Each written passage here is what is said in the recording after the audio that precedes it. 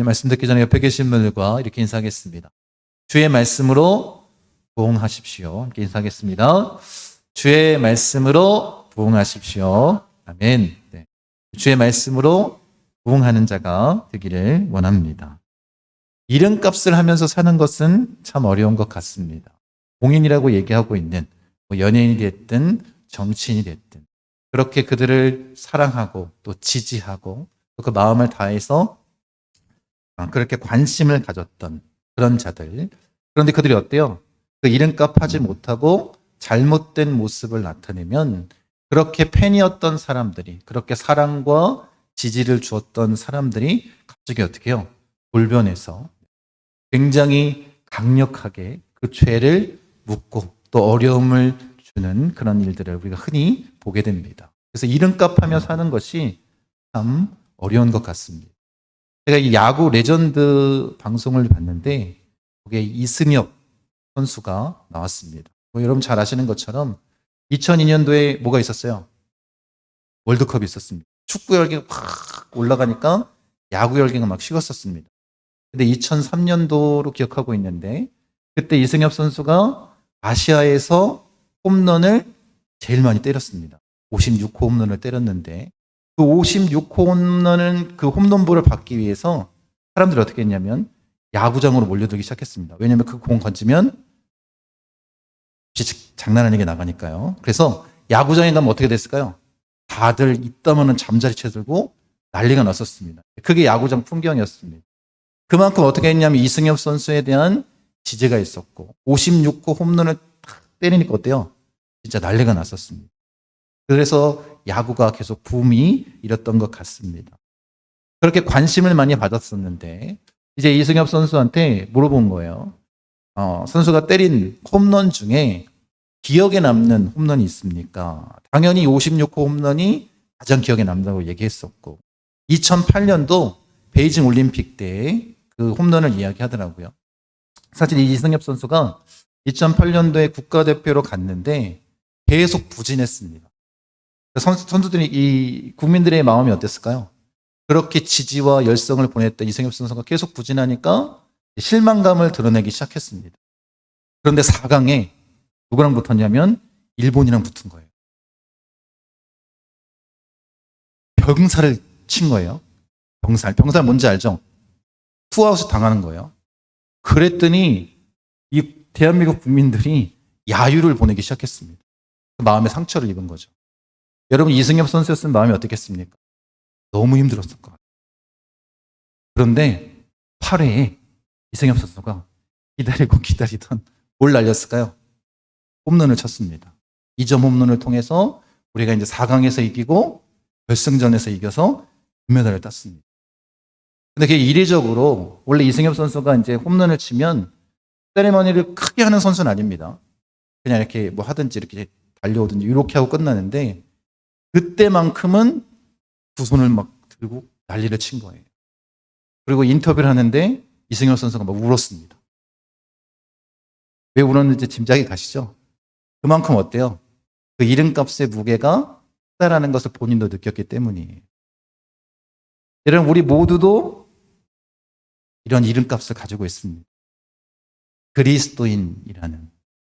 여러분 그래서 우리가 예수를 믿는 자로서 그 이름값을 하면서 살아가야 되지 않겠습니까?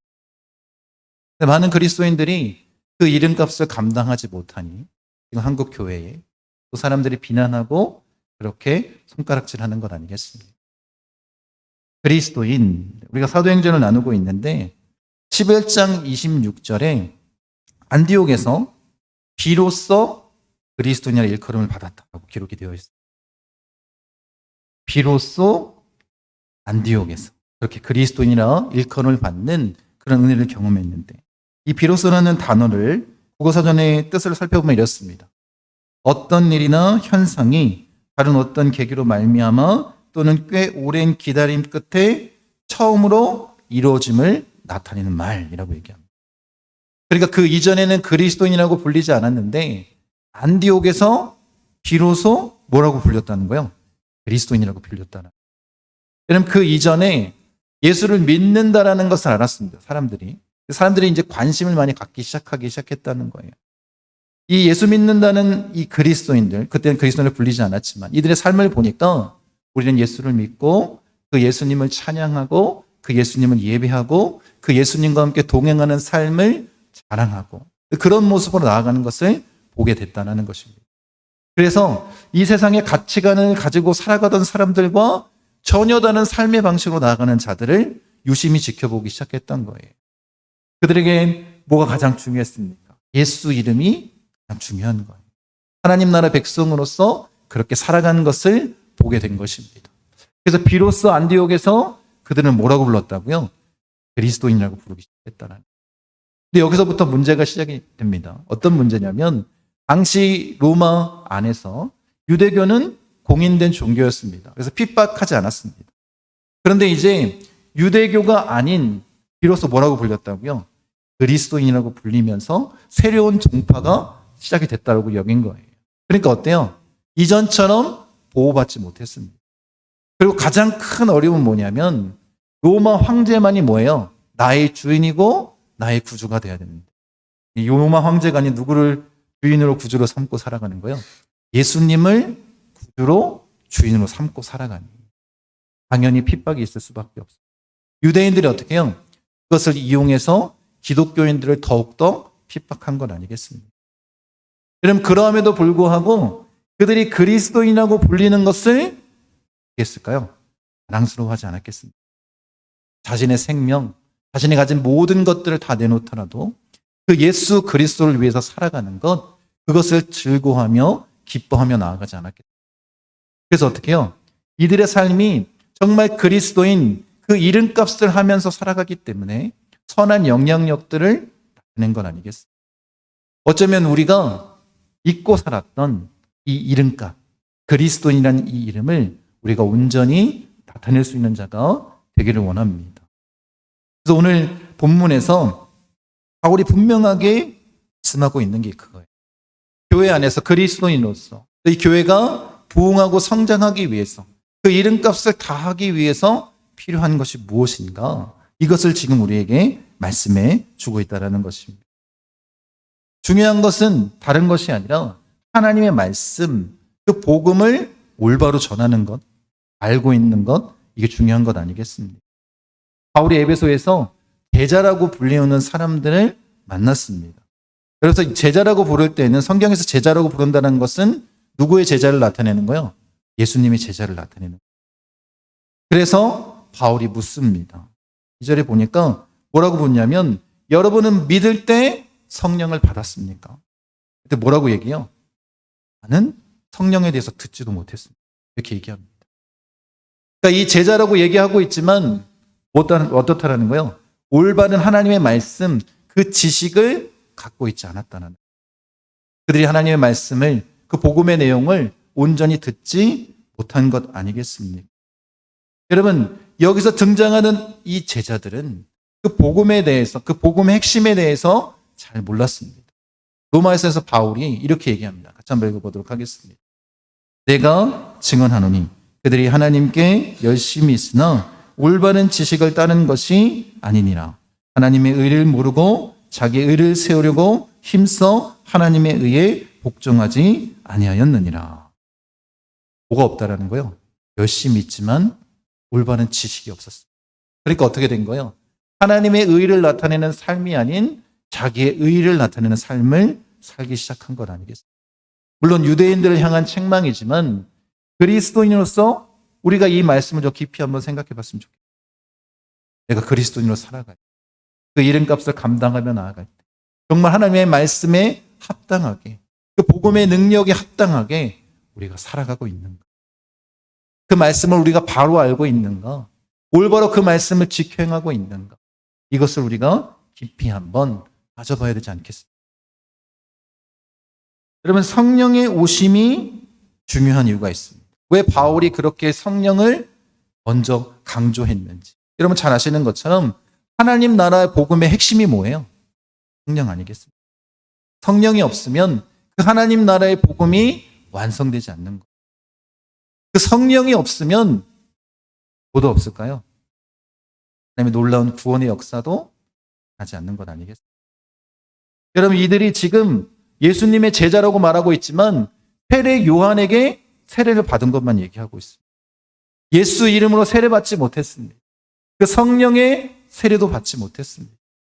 이들이 아무리 자기 입술로 내가 예수님의 제자라고 말하고 떠들고 다닌다 할지라도 그들에게 뭐가 없는 거예요? 구원이 없는 건 아니에요. 가장 중요했던 하나님의 말씀, 그 복음의 핵심을 알지 못했기에 그들에게는 구원이 없는 건 아니겠습니까? 여러분, 바울이 예수 이름으로 그들에게 세례를 베풀고 안수하자. 어떤 역사가 나타났어요? 정말 성령 세례를 받았을 때 나타났던 것처럼 방언하고 예언하고 그들이 예수님을 온전히 만나는 역사가 나타났습니다.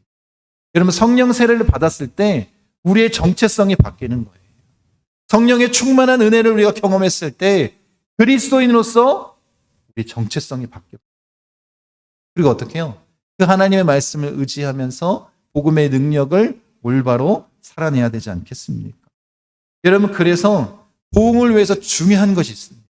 여러분, 정말 부흥을 원하고 그리스도인의 이름값을 감당하길 원한다. 뭘 해야 될까요? 하나님의 말씀을 올바로 아는 것이죠. 하나님의 말씀 온전히 깨닫는 것이 중요합니다. 여러분, 우리가 에스라서를 나누고 있는데 신앙의 개혁을 위해서 바벨론에서 예루살렘으로 에스라가 올라옵니다. 그가 올라오면서 결단했던 세 가지가 있습니다. 첫 번째는 뭐냐면 하나님의 말씀을 연구하겠다는 거예요. 하나님의 말씀을 잘 알겠다는 것입니다. 익히 안다라는 의미는 뭐냐면 그 말씀을 온전히 알 뿐만 아니라 온전히 행해서 그것이 진짜 하나님의 말씀인지 아닌지를 아는 자가 된다는 것입니다. 그렇게 말씀을 연구하고 그 다음에 이어지는 게 뭐냐면 말씀을 준행하겠다는 것. 이 두 가지는 같이 가야 되는 것입니다. 말씀의 연구와 또 뭐가 있어야 되는 거예요? 그것이 우리의 삶으로 나타나야 되는 거예요. 말씀과 삶이 괴리가 있다면 이런 문제가 있습니다. 여러분, 말씀을 잘 알아도 행함이 없으면 어떤 믿음이요? 죽은 믿음 아니겠습니까? 반대로 행함은 있지만 그것이 말씀에 온전하게 기반된 것이 아니라면 그런 사람은 뭐라고 얘기할 수 있어요? 종교인이라고 얘기할 수 있어요. 아니면 광신도라고 말할 수 있는 거예요. 여러분, 그렇기 때문에 이 말씀의 연구와 준행하는 것이 제가 해야 되는 건 아니겠습니까? 이것이 되는 이후에 에스라가 한 일이 뭐냐면 말씀을 가르치겠다라는 것입니다. 여러분, 어쩌면 우리가 그리스도인으로 살아갈 때 이 세 가지를 꼭 기억했으면 좋겠습니다. 늘 말씀을 연구하고 준행하고 또 주님이 우리에게 주신 사명대로 그 복음을 선포하며 나아가는 자가 되기를 원합니다. 그래서 첫 번째, 이 부흥을 위해서 무엇보다 중요한 건 뭐라는 거예요? 하나님의 말씀을 구하는 것입니다. 여러분, 한국교회가 이단의 몸살을 앓고 있는 이유가 뭐예요? 제대로 하나님의 말씀을 알지 못하기 때문에. 제대로 하나님의 말씀을 알지 못하면서도 마치 하나님의 말씀을 잘 아는 것처럼 행동하기 때문입니다. 그런 자들이 교회 안에서 중직을 맡고 교회의 영향력을 나타내고 그런 일들을 감당하니 교회가 어떻게 될 수밖에 없는 거예요? 세속적으로 흘러갈 수밖에 없는 거예요. 하나님의 교회는 영적인 공동체입니다. 성령으로 세워진 교회 아니겠습니까? 말씀에 기반이 없다면 무너질 수밖에 없는 거예요. 그래서 우리가 정말로 하나님의 말씀을 올바로 알고 있는지를 점검해야 되지 않겠습니까? 여러분, 우리가 읽진 않았지만 이 말씀에, 오늘 본문 말씀의 마지막 단락 20절 말씀을 같이 한번 읽어보도록 하겠습니다. 이와 같이 주의 말씀이 힘이 있어 흥왕하여 세력을 얻으니라. 이 부흥의 역사의 가장 핵심은 뭐예요? 주님의 말씀입니다. 말씀에는 힘이 있습니다. 능력이 있습니다. 부흥의 역사가 나타나는 것입니다. 이 말씀만을 의지하고 바라보는 자가 되기를 원합니다. 하나님 나라의 복음, 오직 예수 그리스도, 말씀의 능력으로 우리가 일어서기를 원합니다. 여러분, 그래서 우리가 부흥을 꿈꾸며 그리스도인으로 살기 위해 누구보다도 하나님의 말씀을 바로 아는 자도 되기를 원합니다. 두 번째 부흥의 요소는 뭐냐면 하나님의 말씀을 집중적으로 이렇게 가르칠 때 부흥의 불길이 일어난다는 거예요. 제가 꼭 해보고 싶은 게 있습니다. 그게 뭐냐면 정글이나 오지에 가서 아무런 우리가 지금 쓰고 있는 라이터나 뭐 이게 부싯돌이나 이런 도구 없이 불을 한번 펴보는 거예요. 어디 방송에 보니까 유명한 사람 있잖아요. 김병만. 김병만이 불을 피우는데 이렇게 대나무를 깎아가지고 길게 이제 톱처럼 해가지고 두 사람이 막 왔다 갔다 하는 거예요. 그거를 6시간 동안 하더라고요. 불이 안 나는 거예요. 불이 안 나는 이유가 뭐냐면 습도가 높아가지고 그 불을 붙이려면 뭐가 더 높아야 되냐면 발화점이 더 높아야 된다는 습도가 있으니까. 그러니까 죽으라고 하는데 죽으라고 불이 안 붙는 거예요. 근데 이제 나중에 한 방법이 뭐냐면 건전지를 꺼내가지고 이 그 마스크 이렇게 코 하는 거 있죠. 그거 껍질을 까면 이렇게 쇠가 나오거든요. 양쪽으로 이렇게 두들겨가지고 이렇게 양쪽 그 건전지 이렇게 해갖고 하면 찌개지게 이렇게 불꽃 같은 게 튀어요. 그거는 이제 뭐 도구 없이 사용한 건 아니지만 도무지 불이 안 붙으니까 그렇게 불을 붙이더라고요. 근데 불이 붙었을까 안 붙었을까요? 붙었어요. 왜냐하면 그 발화점보다 뭐가 높았기 때문에 이 온도가 높았기 때문에. 제가 지금 말씀드리고 싶은 핵심은 뭐냐면 부흥의 역사도 이렇다라는 거예요. 이 발화점, 이 부흥의 불길을 온전히 우리가 끌어올려야 되지 않겠습니까? 그게 뭐걸로 가능하냐면 말씀은 어떻게 해요? 계속해서 쳤기 때문에 가능했다. 여러분 잘 아시는 것처럼 고린도 지역에서는 1년 6개월 동안 머물면서 하나님 말씀을 가르쳐요. 에베소에는 거의 한 3년 정도 머물렀었는데 그곳에 머물면서 뭐 했냐면 하나님의 말씀을 잘 가르쳤다라는 것입니다. 여러분 회당에서 3달 동안 예수 그리스도의 복음을 선포했습니다. 예수님의 십자가 죽음과 부활에 대해 선포했습니다. 유대인들이 받아들였어요? 안 받아들였어요? 받아들이지 않았습니다. 그러니까 유대인들이 아닌 이방인들과 함께 날마다 하나님의 말씀을 나누기 시작했습니다. 그곳이 어디예요? 그곳이 두란노 서원입니다. 뭔가 있어 보이죠? 두란노 서원 하면. 여러분 당시에 철학자들이 그렇게 강의하고 가르치고 듣고 있었던 뭔가 그런 공간이라고 우리가 생각할 수 있습니다. 그런데 1세기 당시에 두란노 서원이라고 얘기했을 때 이 서원이라는 것 자체가 작업장이라는 의미를 가지고 있다고 합니다. 그리고 그렇게도 많이 쓰였습니다. 그러니까 지금 에베소 교회의 입장을 생각해 보면 그렇게 강의실을 빌려서 빌린 데 돈이 굉장히 많이 들어가고 그렇게 날마다 2년 동안 빌릴 수 있는 그 돈의 여유가 없었을 것입니다. 그래서 지금 뭐 우리가 말씀을 읽어보니까 손수건도 나오고 앞치마도 나옵니다. 그러니까 이곳을 어디라고 생각하고 있냐면 학자들은 바로 이 바울이 작업했던 작업장이라고 생각을 하는 거예요. 그리고 두란노의 이름의 뜻이 뭐냐면 그 독재자라는 뜻입니다. 우리가 생각하는 거는 좀 다른 의미예요. 좋은 의미가 아닙니다. 그러니까 두란노라는 이름을 누구한테 지을 수 있을까요? 안 지을 거예요. 그러니까 어떻게 생각하고 있냐면 그렇게 그 작업장의 주인이 얼마나 악한지 별명이 뭐라는 거예요? 별명을 두란노라고 불렀다라는 거예요. 그러니까 그런 작업장에서 쉬는 시간에 뭐 한 거예요? 말씀을 사모하는 사람들을 모아서 말씀을 가르치기 시작한 것입니다. 일상의 공간에서 땀 냄새가 나고 사람 냄새가 나는 그곳에서 자신의 시간을 어떻게 해요? 쉴 수 있는 시간, 그 시간들 다 내려놓고 뭐 한 거예요? 이들이 모여서 하나님의 말씀을 듣기 시작해요. 날마다 2년 동안. 여러분 이 일이 있을 때에 어떤 하나님의 은혜가 있었냐면 여러분 한번 잘 생각해 보십시오. 그냥 말씀만 가르쳤다라고 생각하는 것이 아니라 이렇게 2년 동안 말씀을 가르치며 나아가죠. 놀라운 부흥의 역사가 나타납니다. 그리고 이 2년 동안 말씀을 전하면서 바울이 고린도 교회에 편지를 보낼 때 그때 당시에 자신의 마음을 이렇게 표현합니다. 같이 한번 읽어보도록 하겠습니다. 내가 오순절까지 에베소에 머물려 함은 내게 광대하고 유효한 문이 열렸으나 대적하는 자가 많음이라. 여러분 그러니까 어떤 의미입니까? 지금 이 바울이 내가 에베소 교회에 머물 수밖에 없는 이유가 뭐냐면 하나님께서 그 사역의 문을 크게 열어주셨다라는 거예요.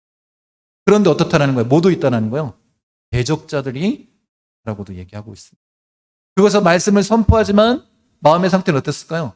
주변에는 많은 대적자들이 공격하고 그 마음을 어렵게 만들었을 것입니다. 그럼에도 불구하고 끝까지 뭐 한 거예요? 하나님의 말씀을 열정적으로 지속적으로 전하는 그 일에 앞장섰다라는 것입니다.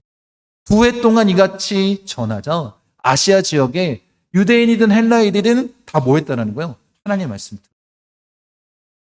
들어요. 단순히 하나님의 말씀만 들은 것이 아니라 이 두란노에서 하나님의 말씀을 선포했을 때 어떤 역사가 나타났냐면 우리가 알고 있는 요한계시록이라는 7교회 가운데 많은 수의 교회가 이때 세워졌습니다. 한 가지 예를 들자면 이것입니다. 빌레몬이 그리스도를 영접한 이후에 골로새 교회를 설립하게 나아가서 갔던 그때도 바로 이때로 보고 있는 거예요. 여러분 생각해 보십시오.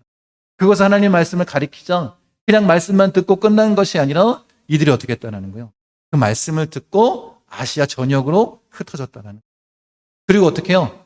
부흥의 역사를 계속해서 낸 것 아니겠습니까? 여러분 우리가 정말 부흥을 원한다면 우리가 말씀에 집중해야 되는 거예요.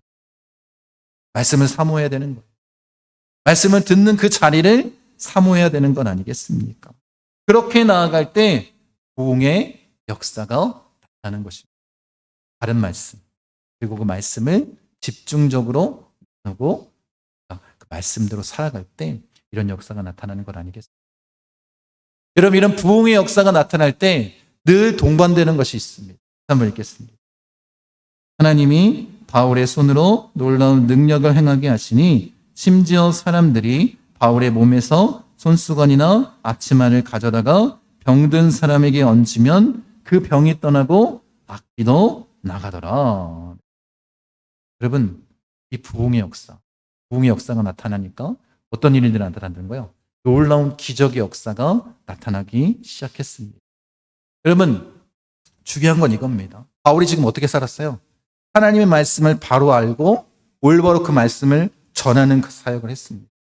여러분 그럼 하나님께서 어떻게 하실까요? 바울이 그렇게 복음을 선포하며 나아갔기에 그 말씀대로 살아냈기에 어떤 역사를 보여주시는 거예요? 하나님의 능력을 나타내 주실 수밖에 없는 것 아니겠습니까? 손수건과 앞치마만 가져다가 병든 사람에게 주면 어떻게 됐다는 거예요? 낫다라는 거예요. 귀신이 쫓아났다는 거예요. 이런 기적의 역사가 나타나기 시작합니다.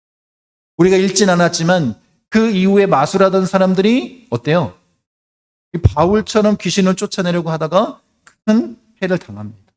그리고 온전히 예수님을 만나자 그들이 어떻게 해요? 마술책들을 다 태워 없애지 않습니다.